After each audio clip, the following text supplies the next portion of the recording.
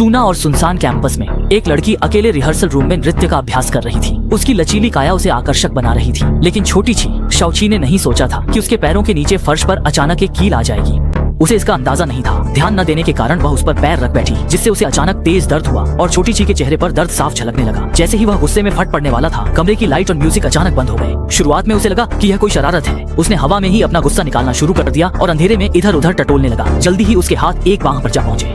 यह देखकर छोटी ची ने परवाह किए बिना कि सामने कौन है, उस पर शब्दों से हमला कर दिया। लेकिन अगले ही पल जैसे ही लाइट जली, अचानक दो हाथों ने उसकी गर्दन पकड़ ली। इसी पल छोटी ची ने आखिरकार साफ देखा कि उसके सामने जो चीज थी वह इंसान थी ही नहीं। जब वह लगभग दम घुटने से मरने ही वाला था, उसने आईने में खुद को देखा। तब जाकर उसे एहसास हुआ कि अभी अभी जो कुछ भी हुआ वह सब एक भ्रम था। अब वह शांत नहीं रह सका। उसकी नजरें आईने पर जमी रहीं और वह उसे घूरता रहा।